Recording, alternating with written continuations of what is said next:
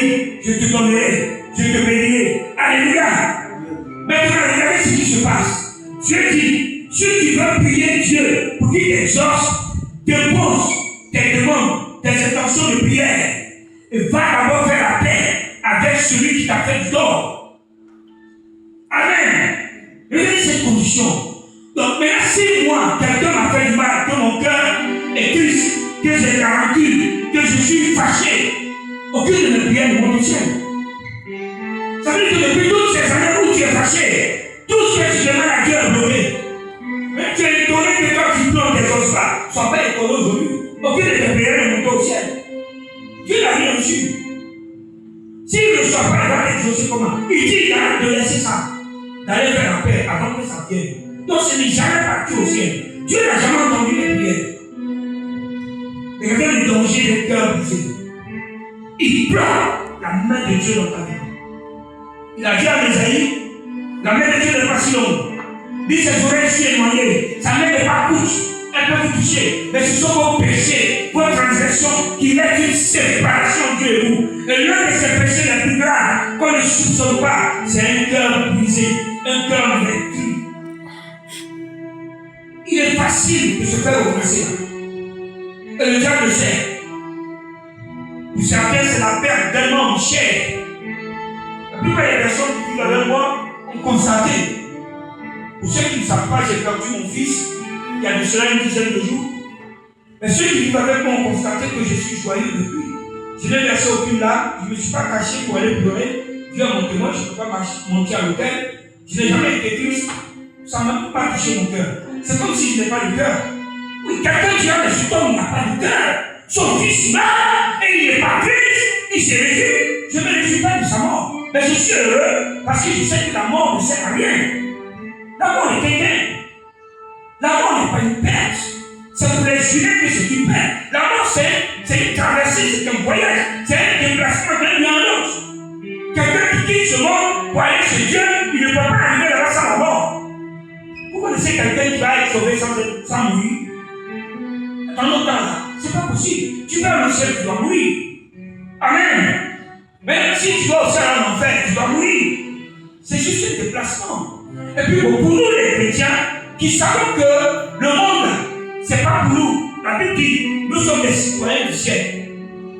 Hors de la famille de Dieu. Est-ce que vous comprenez? Nous sommes des voyageurs sur terre. Bon, maintenant, moi je sais que moi et ma famille, nous sommes sauvés.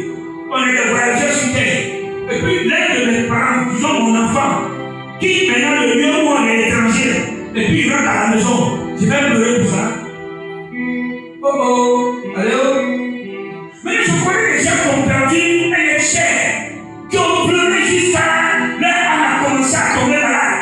Là, elle dit, ça le pourri, et la personne même morte. Si l'âme est malade, c'est pas guéri, ça finit par pourrir. Ou bien, ça te coûte quoi? Tu te fais du mal pourquoi? Il est mort. C'est fini, il est déjà plus la vie. Maintenant, toi, tu vas te tuer à cause de ça. C'est Satan qui te met ça dans le cœur. Cette tristesse, cette pleurs qui ne s'arrête pas, c'est les démons qui le font. Jésus a dit quelque chose qui a choqué les gens. Un de ses disciples vient le voir dans Luc chapitre 24. Il lui dit, Maître, c'est vrai, je crois. On va voir ça après. Il dit, Maître, permets-moi d'aller enterrer mon père. Et je viendrai ensuite, je vais te suivre, te servir. Jésus dit, laisse les morts, enterrer les morts. Toi, suis-moi. Les gens qui ont été étonnés. Ah, le mec qui n'a pas de compassion. Son papa est mort. Il a été enterré. Je dis, laisse les morts. Toi, suis-moi. Vous savez pourquoi? Jésus disait une chose qui a été mal traduite dans notre version. Là, son papa qui est mort, c'est un mort spirituel. Il est païen, il n'a pas connu Jésus. Donc, un mort spirituel qui est mort physiquement. Un mort qui est mort. Les gens qui vont l'accompagner au cimetière, c'est un mort spirituel. Ils n'ont pas encore connu le salut. Donc, Jésus dit, laisse les morts spirituels, ceux qui sont morts spirituellement, aller enterrer celui qui est mort physiquement. Toi qui as reçu la vie, tu as cru en moi, tu es sauvé, viens sur moi. on va faire l'œuvre? Quelqu'un a compris? Jésus dit au monsieur, laisse les gens qui sont morts spirituellement aller enterrer leur cadavre. Toi, tu as dit, viens faire l'œuvre. Amen. Parce que ceux qui sont là ont besoin de la vie. Eux, ils sont déjà morts. Lui, il est mort physiquement. Eux, c'est les morts spirituels, ils n'ont rien compris. Parce que quelqu'un qui est vivant ne fait rien avec les cadavres. Parce que le cadavre, c'est fini. On ne peut pas le sauver. Il n'y a pas de repentance après la mort. Il y a des vivants qui visent à aller en enfer. Va les emmener au ciel. Amen. On doit se préoccuper plus de ceux qui sont vivants. David avait son fils qui avait pris dans le péché. L'enfant est né, le père est tombé malade. David est rentré en jeu de prière. Il ne mange pas, il prie seulement. Seigneur, guéris l'enfant. Sauve l'enfant. Guéris l'enfant, sauve-le. Pendant des jours. David dit, on est venu dire au roi que l'enfant est mort. David dit, ah bon? Allez, Dieu va le programme, organisez une fête. On va manger. Les gens disent, mais à quel problème? L'enfant était malade, il était triste, il ne veut plus de manger pendant les jours. On lui dit l'enfant est mort, il fait fête. David dit, mais c'est quand on va pleurer là, il va revenir à la vie.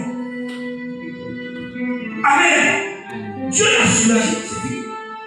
Si tu as décidé qu'il doit mourir, nous on va faire quoi? On va venir. Amen. Alléluia. Parce que le reste, le meilleur est à venir. Ceux qui sont vivants, on va veiller sur eux. Je n'ai rien contre ce que les gens font. Mais je connais des pasteurs qui ont refusé de prêcher dimanche. Ils sont allés au funérailles parce qu'ils ont perdu un proche. C'est un manque de connaissance. Funérailles n'est pas ouvert. Tu as un mort, il faut l'enterrer. Mais si tu fais un funérailles dimanche, tu n'as rien compris. Amen. Amen. Est-ce que quelqu'un m'écoute ce matin? Poursuivons rapidement, pour gagner du temps, l'abandon.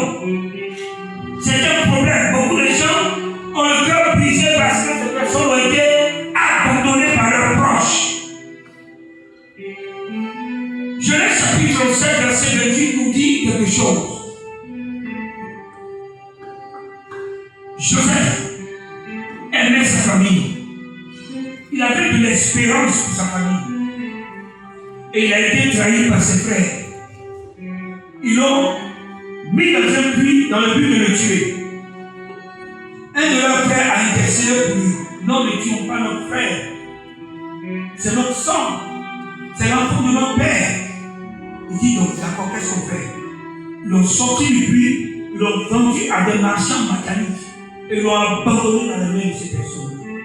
Joseph s'est retrouvé seul, sans sa famille, dans un pays étranger. Vous voyez que Joseph est resté là-bas pour pleurer. La Bible dit, on l'a vendu à un officier appelé Potiphar. Quand il est arrivé là-bas, il travaillait tellement bien. Potiphar l'a nommé chef de toute sa maison. Comment quelqu'un qui passe son temps à pleurer, à se lamenter, à se morfondre peut bien dormir? Ça veut dire que Joseph a oublié cette affaire. Il n'a même pas laissé l'abandon détruire son cœur. Il a écouté quoi? La promesse de l'Éternel. Dieu lui avait montré un songe qui serait un grand homme. Il s'est appuyé sur la promesse. Il a continué de croire en Dieu. Et servi Dieu. Et servi son maître dans la vérité. Même quand les épreuves sont arrivées, les opportunités de péché comme son maître sont arrivées, il a refusé. Amen. Beaucoup de gens aujourd'hui, parce que tu as été abandonné, c'est fini. Tu vas